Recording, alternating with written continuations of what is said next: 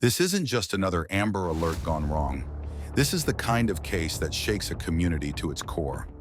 On a quiet Friday in late May 2024, Travis Decker showed up at his ex-wife Whitney's house in Wenatchee, Washington. It was a routine visitation, scheduled, documented, court-approved. His daughters and 9-year-old Peyton, 8-year-old Evelyn, and 5-year-old Olivia had their backpacks packed, their shoes laced, their little voices giggling with anticipation. They thought they were going camping with their dad, but they never came home. 4 days later, the bodies of all 3 girls were found near Rock Island Campground, their tiny wrists bound with zip ties, plastic bags pulled over their heads, murdered by the man they trusted most. And what investigators uncovered next was beyond horrifying. This wasn't a breakdown, it was a blueprint, a premeditated massacre in the woods. Planned, tracked, prepared. Travis Decker wasn't just a troubled father, he was a trained military survivalist. And after killing his daughters, he vanished into the wilderness, with a nationwide manhunt still underway. If this story already has you shaken, hit the like button, because what's coming next only gets darker. It started with a gut feeling. Whitney watched Travis drive off with the girls at 5 p.m. Friday. The visit was only supposed to last 3 hours, but as sunset bled into night, something didn't sit right. She texted, she called, no response. At first, she told herself not to panic. Maybe they stopped for ice cream. Maybe they lost track of time. But by 9:45 p.m., she'd had enough. Whitney called the police. Officers arrived and noted she looked distraught, her eyes red from crying, her voice shaking. She explained this wasn't like Travis. He always let her know if there were changes to the plan. He never went completely silent. But she also told them something else, something that twisted the atmosphere. Travis was homeless, living out of his truck, and recently he'd been unraveling. Police began tracking traffic footage, and there, leaving Wenatchee around 5:40 p.m., was Travis's white GMC pickup. That one clip broke open everything. Why? Because it showed Travis violating the court order. He wasn't allowed to take the girls out of the city, and he'd done so within 40 minutes of picking them up. Still, despite this red flag, the Washington State Patrol declined to issue an Amber Alert. Their logic? Travis had custodial privileges. And if they issued alerts every time someone was late returning kids, the system would be overused. But Whitney knew better, and deep down, so did the responding officers. They searched local motels, gas stations, campgrounds. Any place Travis might have stayed. Nothing. By Saturday afternoon, with growing pressure, authorities finally issued an endangered missing persons advisory. Not an Amber Alert, but close. It was a move many now call too little, too late. Peyton, Evelyn, and Olivia Decker were the kind of kids who lit up a room. They performed in local theater, loved books, and had favorite songs they sang on repeat. Peyton, the oldest, was the gentle leader, smart, responsible, protective of her sisters. Evelyn was bold, curious, the mischief maker with a heart of gold. Olivia, just 5, was still learning how to read, still afraid of thunder, still giggling at knock-knock jokes. To the outside world, they were normal, thriving little girls, unaware that danger wasn't lurking in the shadows. It was holding their hands. Their mother, Whitney, described them as bright stars. But she also knew something was changing after their weekends with Travis. The girls would return withdrawn, moody, sometimes crying. Their grandmother even wrote in court filings, "They are happy, well-adjusted girls, except after seeing their father." Still, Whitney never cut him off. She believed in the bond between father and daughters. She gave him chance after chance, even when he missed visits, even when he slept in his truck, even when he brought them to sleep at a National Guard armory surrounded by strangers. Without her knowledge, she fought in court. She asked for supervision. She begged for a psychiatric evaluation to be enforced. The judge agreed, but Travis never complied. And when he showed up that Friday evening, Whitney didn't stop him.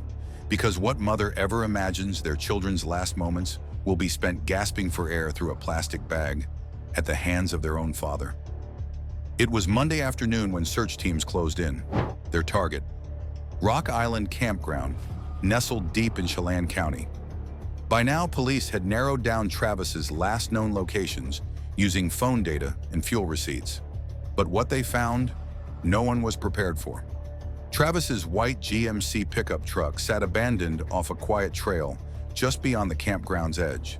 2 bloody handprints were smeared across the tailgate, one large, one small. Inside, kids' car seats, blankets, uneaten food, a wallet resting untouched on the center console. It looked like someone had paused life, then vanished. A few yards away, the real nightmare revealed itself. 3 small bodies, bound at the wrists with plastic zip ties. Each child had a plastic bag pulled tight over her head. Autopsy would later confirm death by asphyxiation. No bruising, no struggle. They likely died within minutes, peacefully, if such a word can even apply here. But to call it peaceful would be dishonest. There's nothing peaceful about what happened in those woods. These girls trusted him. They smiled when he said camping trip. They got in his truck, laughing. They never knew they were being driven to their execution site. What do you think drove him to this? Let us know in the comments, because for many this crime isn't just tragic, it's unspeakable. From the beginning, Whitney had tried to sound the alarm. In legal filings months earlier, she had detailed Travis's unraveling, his emotional instability, his erratic behavior, his military-related mental health issues. She described one instance where Olivia, the youngest, FaceTimed her sobbing. Another when Travis failed to show up for pickup, arriving hours late after hitchhiking. At one point, he even housed the girls overnight at the National Guard Armory, surrounded by adult men, without ever telling Whitney. Still, she never tried to sever his custody. She believed in healing. She believed in second chances. But Travis ignored every court order. He refused his psychiatric evaluation. He never signed the revised parenting plan that banned overnight stays. And then, investigators found the most chilling detail yet. Travis had visited Rock Island Campground one day before the murders. He scouted the area. He likely dug shallow graves. He may have even left supplies. This wasn't a breakdown. This was a father rehearsing how to kill his daughters. The murders triggered one of the largest manhunts in Washington state history. Local police, U.S. Marshals, Homeland Security, and the FBI joined forces. Every agency knew this wasn't a man on the run. This was a man trained to disappear. Travis Decker wasn't just another fugitive. He was an Army veteran with elite survivalist training. His father admitted to police that Travis had once lived off the grid for months. He knew how to vanish. He knew how to endure. And he had a head start. Authorities issued a warning across the Pacific Northwest. He is armed. He is dangerous. Do not approach. Call 911 immediately. A $20,000 reward was announced, and the public released doorbell camera footage. Travis's last known sighting, captured days before the murder. He looked calm. He looked normal. He looked like any father preparing for a weekend with his kids. But behind that normalcy was murder. Planned, practiced, carried out with surgical precision. The horror was now national news. But beneath the headlines, one question echoed in every parent's heart. How did the system let this happen? If you're still watching, if you believe the justice system failed these girls, then hit that subscribe button, because the next cases we cover will leave you even more haunted. To understand what Travis Decker did, you have to understand who he was becoming. Not just a father in distress, but a man spiraling into isolation, rage, and delusion. After leaving active duty, his mind became a war zone of its own. Diagnosed with borderline personality disorder, Travis struggled to distinguish reality from fear. Court records and family statements painted a tragic arc. He was increasingly narcissistic.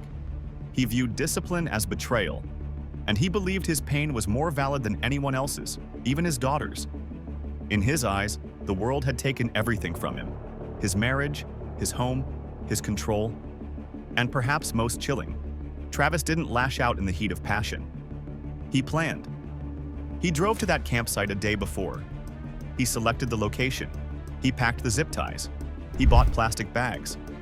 He may have told himself it was mercy, that in killing them, he was saving them from a world that rejected him. But no twisted rationalization can explain what happened next. The girls weren't just murdered, they were silenced. Each child died bound and suffocated by the hands of the man they trusted the most. This wasn't a father losing control. This was a father who wanted the final word. The city of Wenatchee did not sleep for days. Candlelight vigils lit up Memorial Park as the names Peyton, Evelyn, and Olivia were spoken in trembling voices. They were daughters. They were dancers. They loved Shakespeare, campfires, and each other. Teachers wept in empty classrooms. Theater directors canceled summer rehearsals. And strangers donated over $1 million to help Whitney Decker survive a reality no mother should ever face.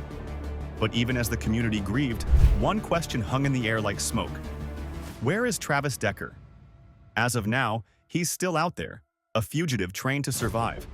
Authorities believe he's hiding in mountainous terrain or off-grid shelters. And every passing day feels like a second crime, a delay of justice.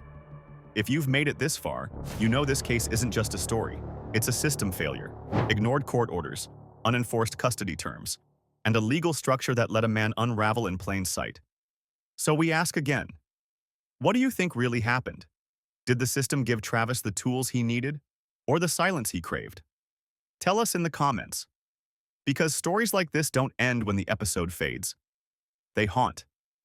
And if you want to hear more cases that will disturb you to your core, hit that subscribe button. We'll be waiting.